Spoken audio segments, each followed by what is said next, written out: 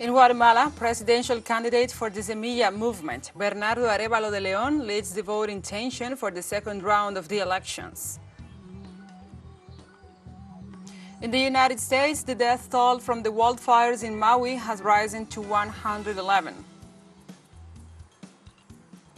And in Niger, the French government decided not to withdraw its military forces from the national territory since they did not recognize the ruling authorities of the country. Hello from the headquarters of TeleSUR English in Havana, Cuba. This is From the South. I'm your anchor, Gladys Quesada.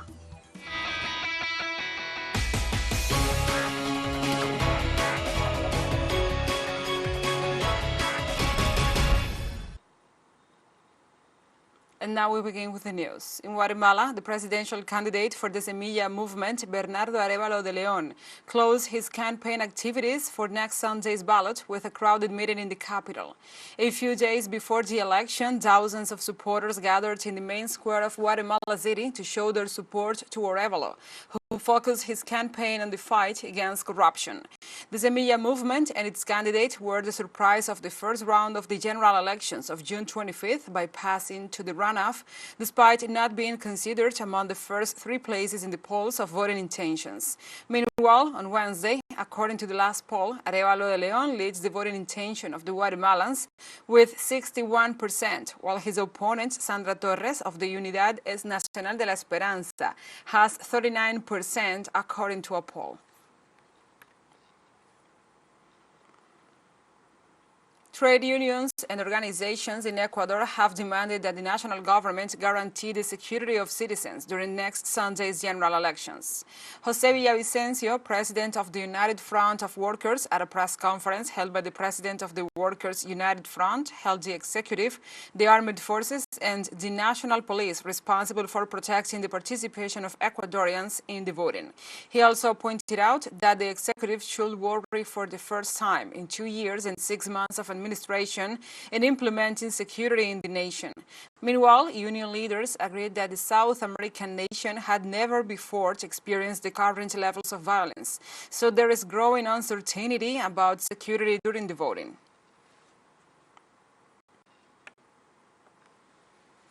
In this context, on Wednesday, Ecuadorian authorities presented a plan to ensure security surrounding the upcoming general elections. An extensive deployment of security forces was outlined during a press conference a week after one of the candidates, Fernando Villavicencio, was killed by hitmen while leaving a campaign rally. According to the Minister of the Interior, Juan Zapata, some 100,000 security forces will be deployed since Wednesday night to secure the process. The minister also said 44 candidates had asked the authorities for personal security. In a climate of uncertainty due to political violence, the authorities asked the population to vote early and return home on Sunday.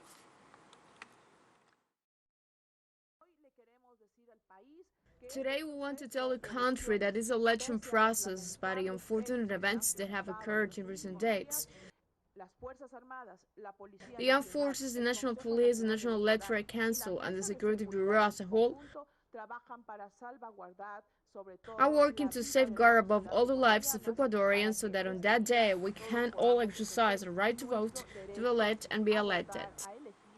During the press conference, the Minister of the Interior, Juan Zapata, assured that the police will make a great deployment to ensure security at the polls. For his part, Fausto Salinas referred to the specific tasks that the security forces will develop so that the process develops with the greatest security. Let's listen. We, as National Police, will have a contingent only for this purpose of 53,707 police officers added to the contingent of armed forces. At the executive level, we will be with more than 100,000 officers of the security axis that will be deployed throughout the country to provide security in these elections. We also wanted to indicate that 44 candidates have requested us for security throughout this process, and we will bring it on Sunday. Within the tasks that are being planned to be executed by the National Police, we will have 53,707 police officers nationwide to cover security in the precincts, provincial delegations, and other CNE facilities, attention to citizen security and public order nationwide, preventive police operations in different jurisdictions, functions of the collecting police, transportation, coordination, and delivery of results in the centers of digitalization of minutes and electoral processing centers, and we will have intelligence, investigation, and prevention teams. Ecuador is getting ready to hold its general elections, scheduled for next August 20th.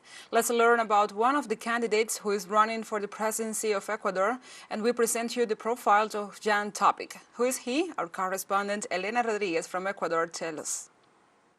Jan Topic is a 40-year-old millionaire businessman from Guayaquil. He's a new face in the Ecuadorian political and public scene, and he presents himself with a curious profile. Jan Topic is a 40-year-old millionaire businessman from Guayaquil. He's a new face in the Ecuadorian political and public scene, and he presents himself with a curious profile. Soldier of the French Foreign Legion, sniper, paratrooper, fighting in Africa, Syria, and Ukraine, security expert, and economist.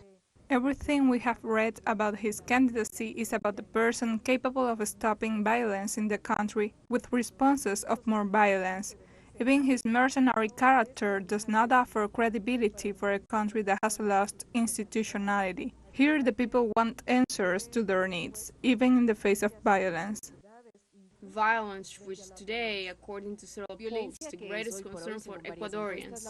The candidate takes advantage of this scenario and shows himself with a heavy hand, in the style of the president of El Salvador, Nayib Bukele, for he claims to admire. Control of the prisons so that drug trafficking never enters again, so that illegal weapons never enter again. Control of the prisons so that what happened last week never happens again. Yes, education and health projects, but gentlemen, from the bottom of my heart, a firm hand against crime. We will eradicate all these criminal groups, take back control of the youth of our streets, and once again live in peace, enjoy in harmony.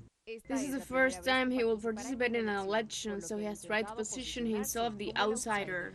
They all show themselves as outsiders at this point, because they are supposed to have a greater approach to the population with that. We have heard the candidates of the right define themselves as outsiders. No one says, I am the candidate of the right. They don't want to have that identity. It is sponsored by the conservative and right-wing Social Inclusion Party, also by the Democratic Center and by the Patriotic Society Party of the overthrown President Lucio Gutierrez. Jan Topic is an emerging personality in Ecuadorian politics, and if he decides to stay, he could give us surprises in the near future. However, in this election, I believe that his strategy was effective to the extent of having an impact, that is, to make us talk about this person, about his proposal. Impact hits that have included scenes of the candidates smoking marijuana, showing his tattoos or placing cell-phone signs as jammers as of the country's president. His running mates is journalist and lawyer Diana Jacome. According to several polls, he is in fourth place in voters' preference with around 9 percentage points. Elena Rodriguez, TeleSUR Ecuador. Let's move on to other topics now. Venezuelan President Nicolás Maduro Moros received the credentials from the designated ambassadors of Chile, Colombia, and France at the Miraflores Palace in Caracas. In the middle of the solemn act, the president personally welcomed the ambassadors of Chile, Jaime Gasmuri, Colombia, Milton Rengifo, and France, Emmanuel Pineda. The ambassadors ratified their government's willingness to work with Venezuela to continue promoting relations and the bilateral cooperation.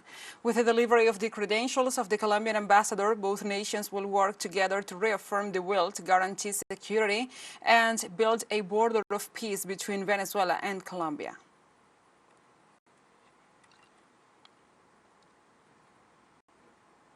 The President of Mexico, Andrés Manuel López Obrador, has said that he will continue to support immigrants to ensure their safety as their movement is risky.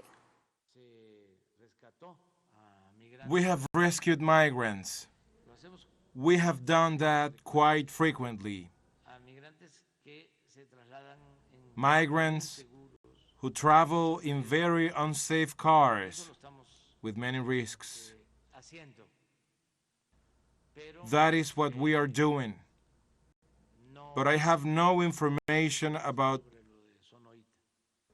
Sonoita. We will continue to protect migrants because the transfer is very risky. There are many accidents in transportation. The head of state also highlighted the work of the Army in promoting the development of the country. The Army has to contribute to the development of the country. And never in the history of the Army have they participated so much in it, promoting the development of Mexico as they do now, in the construction of airports, in the construction of trains, in the construction of branches for the welfare bank, in the construction of irrigation districts, in many actions for development.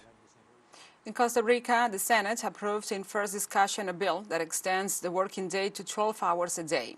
The regulation also establishes 4 days of work and 3 days of rest, a change that social organizations and unions oppose as they consider it is a step backwards for workers' rights. The Senate approved the initiative with 32 votes in favor and 17 against. However, it needs to be approved in a second debate. In this sense, political parties that oppose the legal instrument announced that they will consult the Constitutional Chamber to make sure that it does not collide with the nation's Magna Carta. Let's take a short break. But remember, you can join us on TikTok at TeleSUR English, where you will find the news in different formats, news updates and more. Other stories coming up. Stay with us.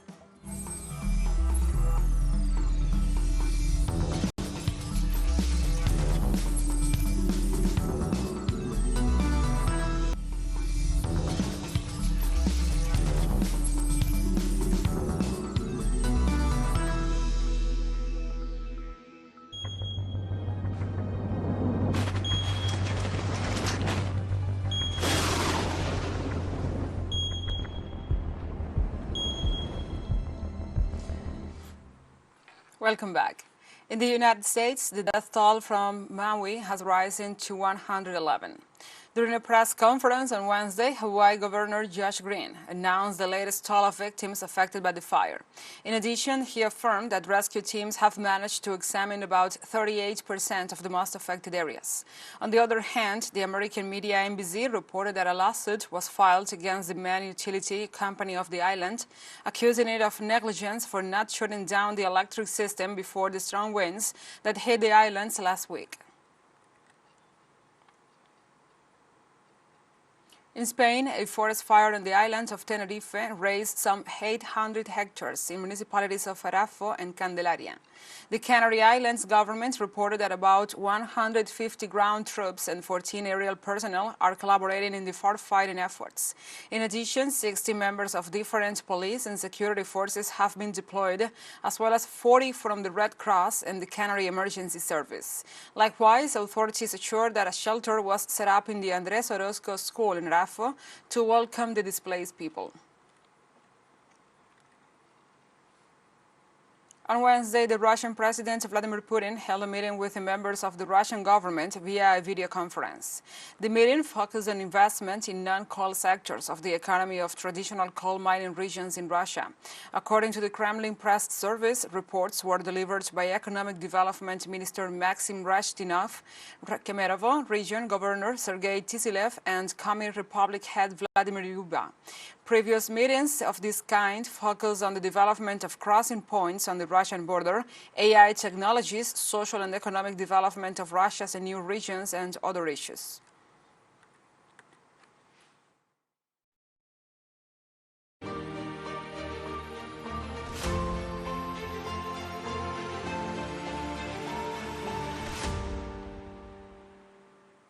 Now we move on to other topics. Russian Security Council Deputy Chairman Dmitry Medvedev toured an exhibition of Western battle tanks captured in Ukraine and on display at Patriot Park outside Moscow.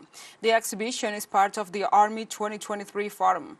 Among the Western equipment on display were a U.S.-made M7 777 Hawitzer, Humvee armored vehicles, communications equipment, a Swedish CV-9040 infantry fighting vehicles, and a revamped M113 infantry transport vehicle. The senior official stated that the West is not interested in negotiating a peaceful solution in Ukraine, as its intention is to make as much profit as possible from the conflict for its military-industrial complex.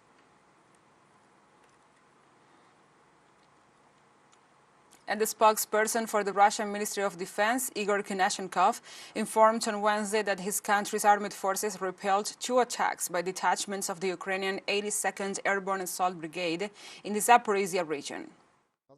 In the Zaporizhia direction, units of Russian troop divisions, with the support of Army aviation and artillery, repelled 2 attacks by assault detachments of the 82nd Airborne Assault Brigade of the Ukrainian Armed Forces in the areas of the settlements of Robotyne and Verbov in the Zaporizhia region. In the Kupiansk direction, the assault detachments of the Western Troop Division conducted offensive operations in the designated areas of responsibility and improved the position along the front line. And TeleSUR English launches its own videos on demand site for you to go and revisit our interviews, the top stories, the special broadcastings, and more. Just go to the top left corner in our website's homepage and click on the video option to access our VOD platform. And now we will have a short break. Stay with us.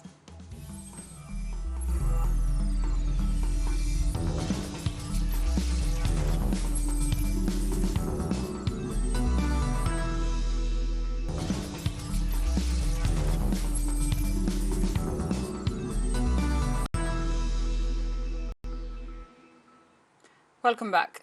The government of France on Thursday rolled out withdrawing its military forces in Niger, saying it does not recognize the authorities of the African country. The French government explained that the military forces that are in the country respond to a request of the legitimate authorities of the nation on the basis of agreements signed with them to fight terrorism. At least 500,000 French troops are in Niamey as part of the Burkina operation deployed in the Sahel, despite the fact that the current military junta that rules the country considers the French presence in the territory undesirable. In this sense, tensions between the two nations escalated with mutual accusations and denunciations of Paris' interest in maintaining control of strategic resources such as uranium and gold from West African countries.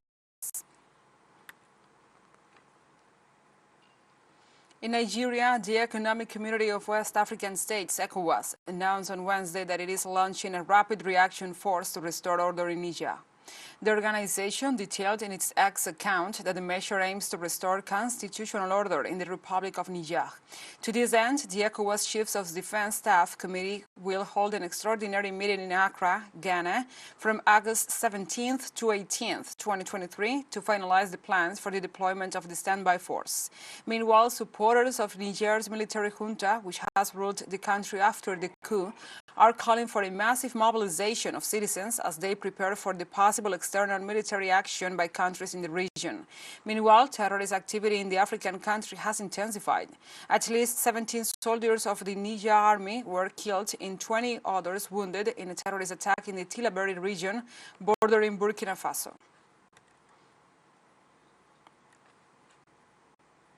In this context, residents of Niger's capital, Niamey, are calling for the mass recruitment of volunteers to assist the army in the face of a growing threat by the West African regional bloc, ECOWAS. The initiative, spearheaded by a group of locals in Niamey, aims to recruit tens of thousands of volunteers from across the country to register for the Volunteers for the Defense of Niger. The group will fight, assist with medical care, and provide technical and engineering logistics, among other functions, in case the junta needs help. Regional tensions are deepening as the standoff between Niger and ECOWAS shows no signs of diffusing, the signals from both sides that they are open to resolving the crisis peacefully.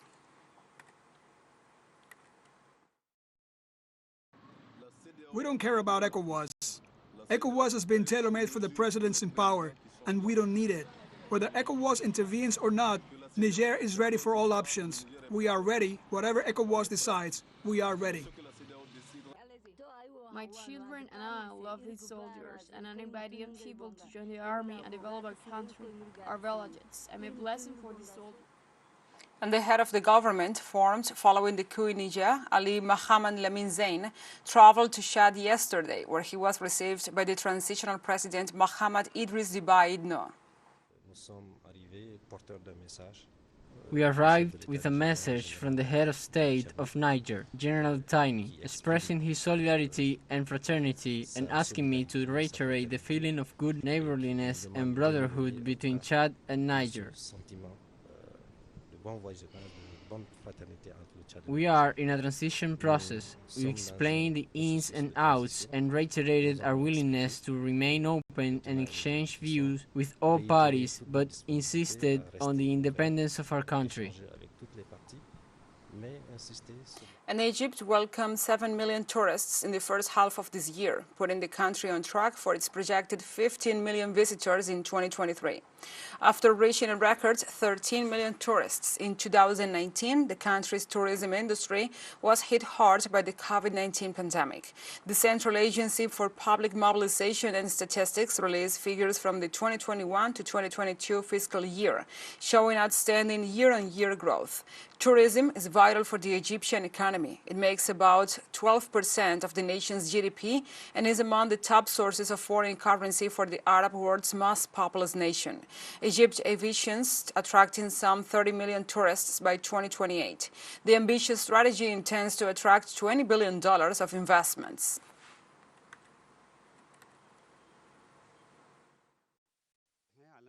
We are on track for our national tourism target to reach 15 million tourists this year. We are expecting 18 million tourists next year. Our strategy focuses on increasing the number of flights that come to Egypt to enhance the touristic experience for our visitors and increase the number of hotel rooms.